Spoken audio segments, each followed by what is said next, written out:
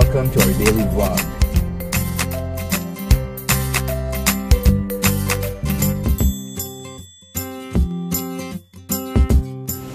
So guys, enjoy watching. Good morning! Ang lamig. Ang aga pa. Sorry. May 30 minutes pa bago umuwi si Hans. Tapos babiyahe pa siya sa mga 1 hour pa. Ayan, uploading na yung mga videos ko. Finally, okay na yung YouTube. Yan lang. Maya babangon na ako para mag-prepare ng breakfast namin. Good morning ulit. Lalabas ko yung yung pork kasi magiginata ang gulay kami. Ay, super tigas pa. Ewan ko, tatry ko maginata ang gulay kasi gusto ni Heinz. And meron pa kaming fish dito. Ayan, lambutin ko. Ito pala yan. Hiwain ko na lang. Bahala na later kung paano ko siya hiwain. Dahil first time ko. And bumili kasi kami ng ng sitaw. Yun nga yung pinagalitan ako ni Sis Jaja. Kasi sabi niya, Heinz, bili ka ng sitaw. Kuha lang ako, hindi ako namili. Nakita niya pala. Nakita niya palang kumuha lang ako. Yun lang. Kaya sabi niya, siya daw pipili. And, bumili kami ng kalabasa. Kaya, yan. Bahala na kung paano ko ito gagawin. Sana magustuhan niya yung timpla ng luto ko again. Sige guys, susundin ko lang yung instruction na nakalagay dun sa sa panghalo niya. Habang wala pa si Heinz, ikakat ko muna to. Naku, muntik na masirat. Bumili pala ng fresh sitaw si Heinz ngayon kasi yung binili namin last time. 1 week na yan. Ayan. Kutsinta. Kutsinta. Hello. Hindi kita mapakita yung katawan mo, yung face lang. Yeah. Magsando ka muna. And syempre, coffee ang partner lagi. Kain! Good morning. Morning guys. Breakfast time with kutsinta and coffee. Sabi daw sa palengke, bakit daw siya yung nagmamalengke? Nabili ni ate? Ano niya ate? Sure. Ba't ikaw naman malengke? Saan yung misis mo? Ako nung sa bahay, natusan lang ako. Ang harap, grabe the best. Bumili diba si Hans ng sitaw tsaka patatas. Sabi niya, compare mo dun sa mga price ng mall and palengke. Nako, ang laki pala ng difference talaga, no? Kaya next time, sa palengke na kami. Sama mo ako sa palengke. Natatawa. Ha? Parang nga masanay ako. Tatagal ako doon. Diba yung mga mga gulay-gulay. Para makita ko rin. Kasi yung palengke doon sa Talipapa, grabe, dikit-dikit na hilo talaga ako. Lumabas kami, hence nauna na kami kay mama. Pero, sige, kakain mo. Pinapakuluan ko muna siya sa bawang, tsaka sibuyas. Tsaka ko inahalo later yung ginataang gulay, tsaka to. Gusto daw niya hens kasi half cook eh. Yes. May works tayo. Sipag naman ito. Parang di galing sa work. What made you say that? Nilagyan ko muna ng sibuyas, tsaka garlic, yung baboy na pinakuluan. Tapos, nung kumukulo na siya, nilagay ko na tong mga gulay. Antayin ko na lang lumambot. Tsaka ko lalagay yung nor. Kasi timplahan na lang. Yan lang. Ito na pala yung ginataang gulay. Medyo maalat siya nung umpisa. Nilagyan ko ng water, tapos sugar. Nilagyan ko ng konting sugar. Mukhang kare-kare na, pero hindi. Kalabasa at sitaw yan. Yan. Next naman itong tilapia. Piprito ko yan. Hello! Nagluluto na ako. Hinihintay ko na lang matusta yung tilapia. Mag-workout muna kami ni... And then, after that, kakain kami. Tapos, maliligo na rin ako. Maaga ako maliligo ngayon kasi pupunta ako ng time sa lola ko. Kukunin ko si Bratty. Ando na daw. So, mag-jeep ako. Kukommute. Woohoo! First time din naman. Lagi ako galon. First time ko. Hindi, ngayon na lang ulit ako mag-jeep. Papunta doon na medyo malayo. Hindi mo malayo, pero kasi traffic. Yan, naka-ready na yung mat namin. Mag-workout muna kami. Grabe, basang sisiw na naman ako. Super. Close namin yung window indoor para walang hangin and mas pawis. Nag-shadow boxing ako.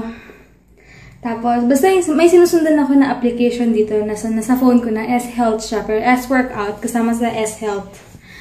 Yan, ngayon si Heinz naman. Hello, busog na kami. And may natirang ginataang sitaw and kalabasa. Dadalan ko yung lolo't lola ko. Sabi ko na ata eh. Hindi ko sure. Basta, dadalan ko sila. And, maya-maya, liligo na ako. Tapos, wait ko lang matulog si Heinz. Siguro mga 1:30, alis na ako. Mainit, pero kailangan tiisin para makabalik agad. And ayoko kasi mag-commute ng gabi na rin. Ayun, tapos, after nun, hindi ko alam kung saan ako pupunta. Parang gusto kong pumunta ng Uniworld to may ng gamit sa bahay. Pero, tinatamad ako kasi yung parking dun sa pinakababa pa. Pero, pagkasama ko na lang siguro si Heinz, tayo na lang pumunta na. Tapos bukas, magpapa-dentist kami. Tapos magla-lunch kami kila mama bukas. And then after lunch, sisimba kami pala. Bukas na kami magsisimba. So dapat tayo na maaga sa festival para mapa-ID sa kanila. Maaga kami magsisimba kami bukas kasi may atinan kaming binyag. Binyag ng anak ng pinsan ko, ninong si Heinz.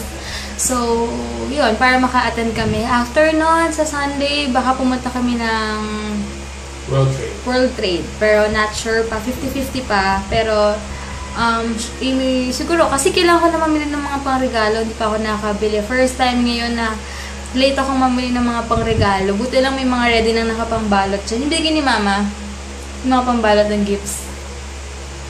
Last year, November pa lang, may mga pangregalo na kami. Ngayon, super late na. Ilang days na lang. Pasko na. Ha? Oo, kasi nga busy kami sa kasal. Nag-aayos ng bahay. Alam niyo na yun. Kaya wala talaga kami time. Pero, yung sa World Trade, hanggang 21 na lang yun eh. Wala talaga tayong time. Next week. So, Sunday. Magko-convoy na lang tayo ng Sunday. Kasi from Tita Beck, punta na tayo ng World Trade. So, yun lang. Yun lang yung mga plans namin for weekend. Tapos, baka tumakbo pala kami ng Sunday morning.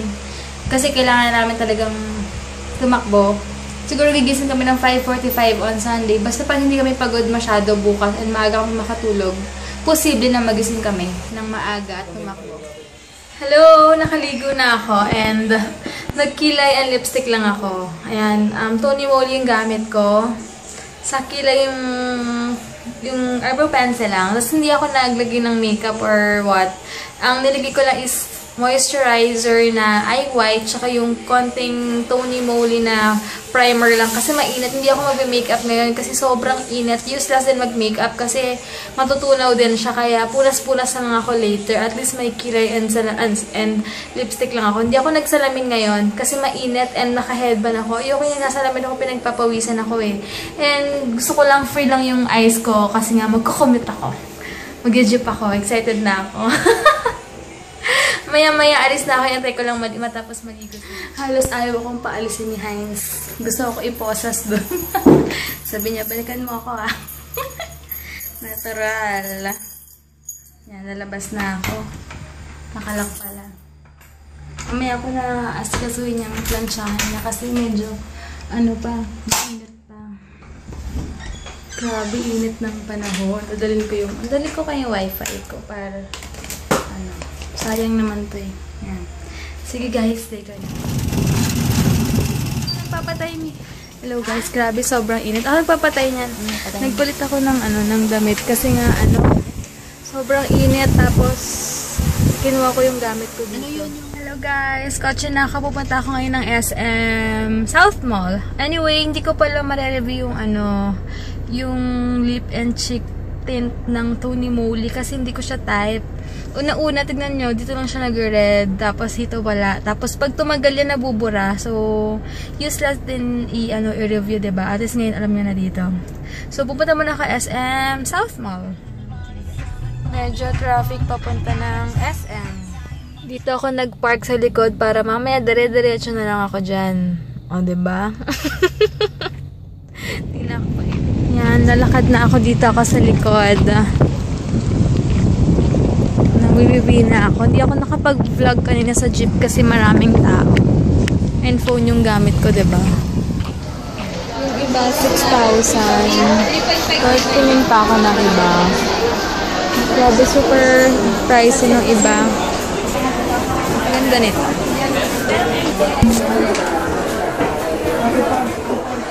Ito cute din. 82 pesos each. Pero titingnan. Pero pwede na to. Kasi yung super pricey. Bibili ako pag may sarili kaming bahay. Bibili ako ng medyo pricey. Pero ngayon, pwede na muna yung mga ganito.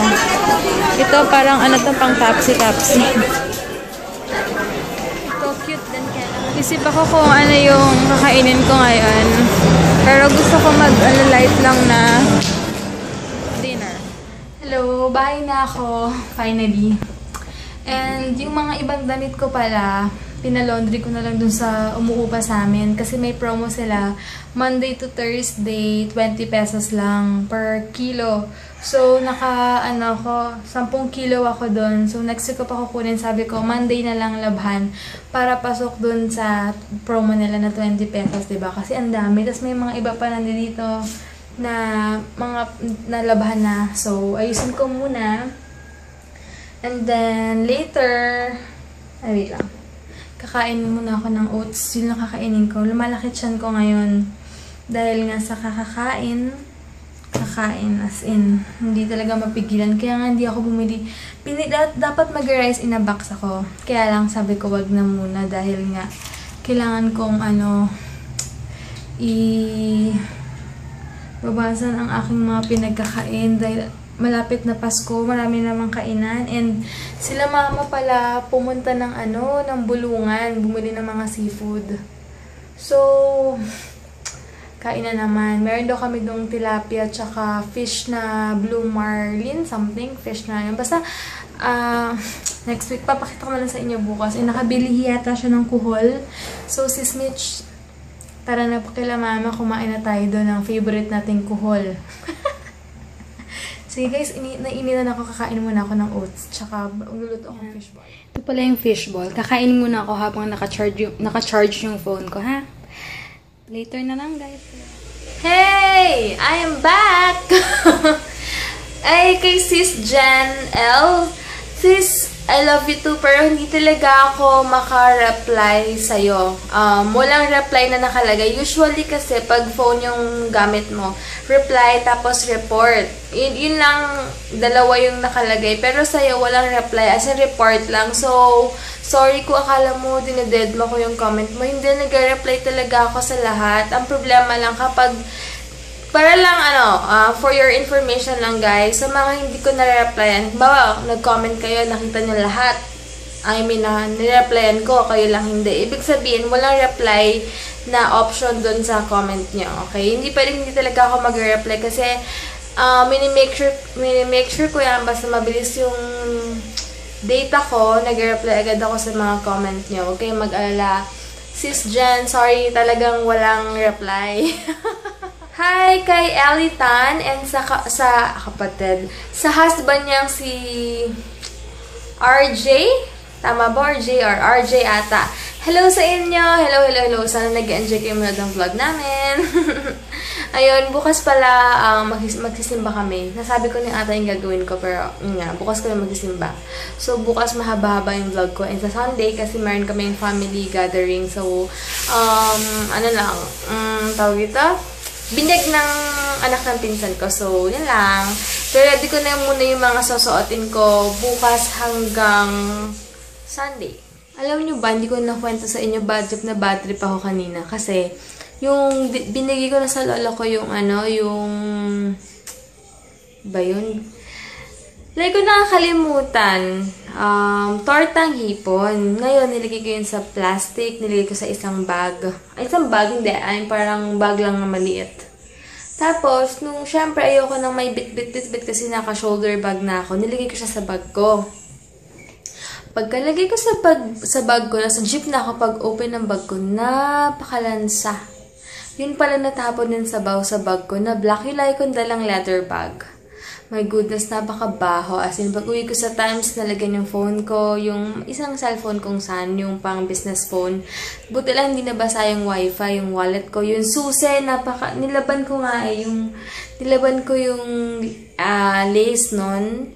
Kasi sobrang lansa. Tapos iniwan ko muna sa lola ko yung bag ko, pinalaba ko na kanina sa tita ko. Tapos, yun, umuwi ako ng puro plastic yung gamit ko. Pero okay lang.